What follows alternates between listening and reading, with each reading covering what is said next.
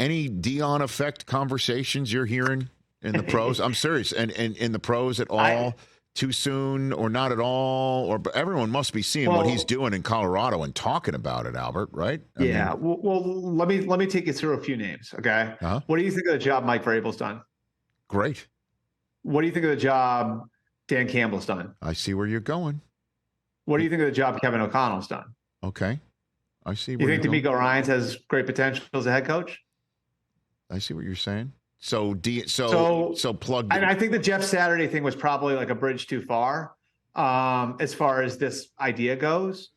But well, because he took him off of off a fishing off boat. A set. You know what I mean? or off the TV set. But I mean, seriously, like here's my thought on it, Rich, and this is like a broader thought, but like when I see Deion, that video of him, like where there was the make it personal thing, right? Yes. Look at every kid in that video. Where are their eyes? They are locked in on Deion Sanders, right? You have kids, I have kids. How hard is it to get that, like this generation's attention that way? Seriously. That's a good one. That's true. How hard and Deion walked into that building. He had that automatically, Rich. Right. You're already playing from ahead, right? Mm-hmm.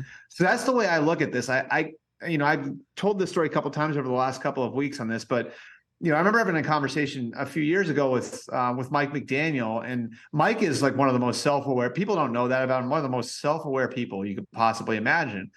And Mike has said to me, like, I have to be the smartest guy in the room to have a chance, like the ex-players don't. And so you're playing from ahead, and I do think that there's that element of it where this generation, it's really hard with this generation of player to capture the attention, the imagination of 53 of them at once. And so if you can do that the minute you walk in the door, you're playing from ahead. Now, you still have to make it work, right? You still have to prove to them that you're going to give them a good plan. You still have to prove to them that you're going to give them a plan to win as a group and to get rich individually, right? Like, you still have to do that.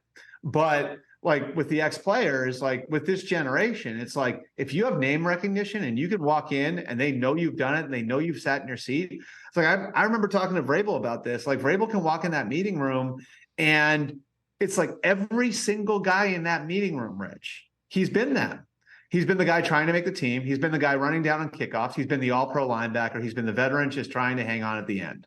He's been every one of them. So every one of them looks at him and says, he's been me. Right? Outside of maybe the quarterbacks. So like, I think that there's a power to that. Right. And as well as I do, because you work where I used to work. I remember walking into locker rooms with that NFL Network mic flag, Rich. Mm-hmm.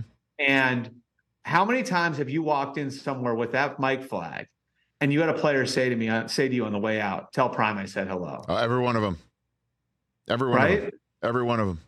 Yeah. I mean, for one reason or another, like what I'm talking about with Vrabel and Campbell and Ryans and O'Connell, that exists to a different level with Deion. Like they revere him. Mm-hmm. So like, I think the effect is in the short term, it shows the advantage that an ex-player has. Not saying that the guys who didn't play can't do it, because obviously they can. There's a lot of proof of that.